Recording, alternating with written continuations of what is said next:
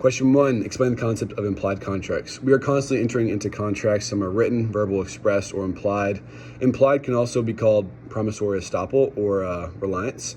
Implied contracts mean if we say we'll do something and someone acts in reliance on that promise, it may be a valid and enforceable contract. You mentioned the example of if you ask a CPA or a lawyer for advice, you're implying that you will pay them their going rates if they provide the advice. These contracts also come up a lot in real estate, which I studied and got my license in. Let's say Maria's looking for a house to buy. She calls a local real estate agent, James, to show her some homes. James spends several weekends showing Maria different properties. He helps her make an offer on one, and the seller accepts. When the sale closes, Maria refuses to pay any commission, saying, "We never signed a contract." Even though nothing was written down, Maria's actions asking James to show her homes and accepting his help to buy one imply that she agreed to use him as her agent and pay him for his services. This is called substantive action, I think is what I learned it was, to create that contract. And there's like 5 things you need for a valid contract, and that's offer, acceptance, consideration, capacity, and legality, just for the future throughout this video.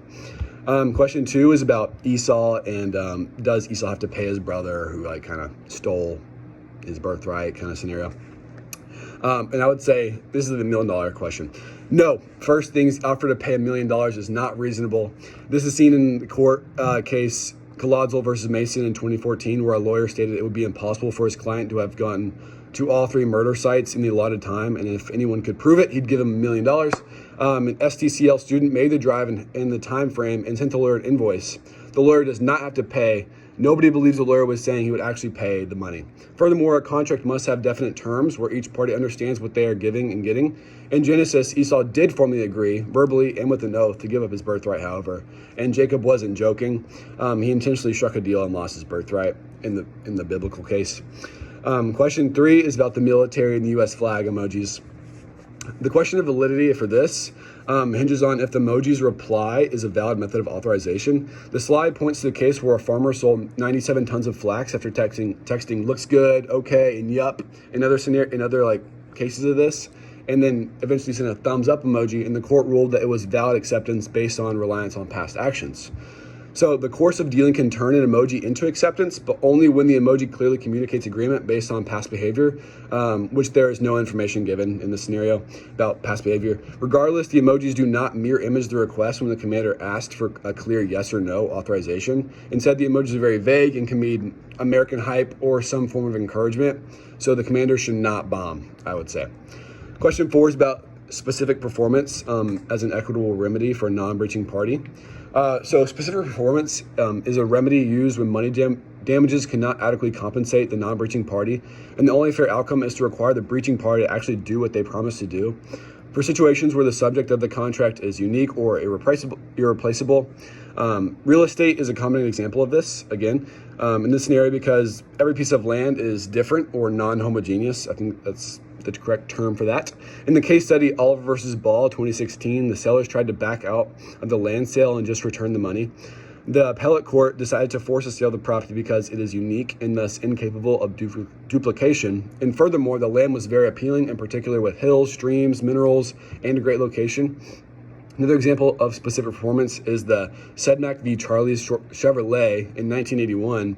In Sedmac, a car dealership took orders for a limited edition Corvette Indy 500 pace car, of which only a small number were produced nationwide. The Sedmacs placed a deposit and signed a purchase agreement for the car at sticker price. When the car arrived, demand exploded. Collectors were offering double or triple the price, so the dealership refused to deliver it and instead tried to auction it off. The buyers sued for specific performance, arguing that money damages couldn't compensate them because this was a rare limited production car that could not be purchased elsewhere. The court agreed and ordered specific performance, requiring the dealership to deliver the exact car, not just pay damages because the car was unique due to its limited production, and money damages would not allow the buyer to obtain a similar vehicle. Question 5. Once a contract is valid, what is the problem with knowing what the words mean, and who gets to decide what the words mean? Contract interpretation hinges on what the words actually mean. With the example, a rose is a rose is a rose. There's a plain meaning to the word, but also rose might mean love or a good thing or a type of wine. It's almost always a question of law by the judge and not a question of fact by the jury. The parole evidence rule, parole meaning word of mouth, the day you sign a contract, we can only look at what is in the contract and not what you said before that day. We do not allow testimony or evidence as to what words might have been meant before the contract was signed because that was still a time of negotiation. The judge gets to decide what the words used mean. In patent law, there's usually 2 or 3 words that could be argued. So both sides would present their argument and the judge defines what the words of the patent claims. A famous case covering this is the chicken case, or also known as like Fergaliment Importing versus B&S International Sales in 1960. The parties agreed to a contract for the sale of chicken, but later disagreed about what chicken actually meant. Buyer said chicken means young, tender broilers, whereas the seller said it means any chicken, including older stewing hens. The judge decided using the plain meaning of the term, industry standards, and regular course of dealing to conclude that chicken means all chickens. And you could also say, like, in Book of John 6, like, does Jesus' words, this is my body, this is my blood, really mean it is, with communion? Question 6. It is the year 2027, and this is about the CEO and Tesla and the Bitcoin acquisition deal. So Abby's claim against Tesla would likely fall under products liability law. Treating the self-driving software as a defective product is kind of what I thought about it.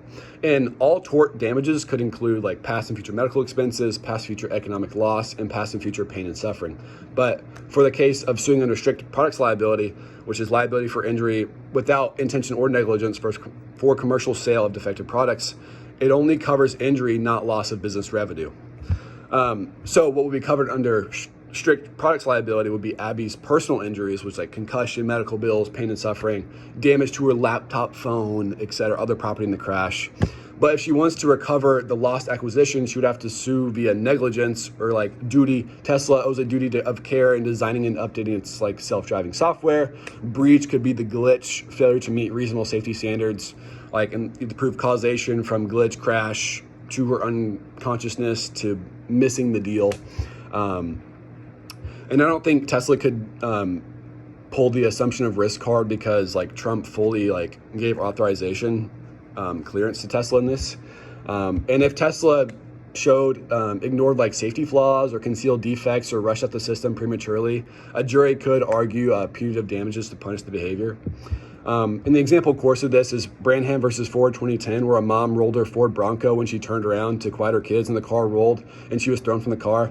Jury awarded her $16 million on defective design based on consumer expectation test, which means it is unreasonably dangerous given foreseeable use, which is very similar to the Tesla case, and risk utility test, meaning there was an alternative design that would have been safer. Question 7, briefly discuss the difference between assault and battery. Give an example.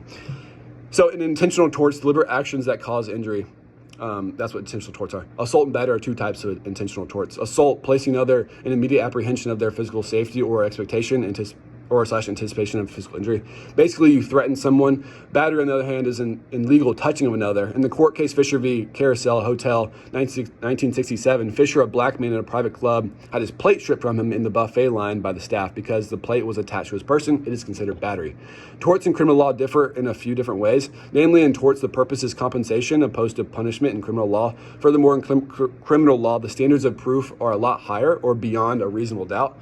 There are times in tort law where one person will touch another and it will be considered battery even though they didn't see it coming. Lastly, the severity of criminal cases usually require more serious conduct, whereas torts can include offensive touches.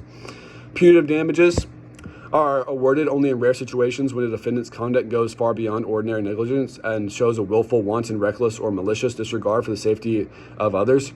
Punitive damages are designed not to compensate the victim, but to punish the wrongdoer and deter similar conduct in the future. Some examples include drunk driving and the oil spill in Alaska because of the drunk captain. One massive punitive damage case is Crimshaw versus Ford Motor in 1981. In the 70s, Ford released the Pinto knowing the test from the gas tank would explode in rear-end collisions. The executives rejected design changes because they wanted higher profit margins and lawsuits were cheaper. After an incident went to court, the jury found that Ford engaged in willful and wanton negligence and had a conscious disregard for human life, exactly the conduct that justifies punitive damages of $125 million.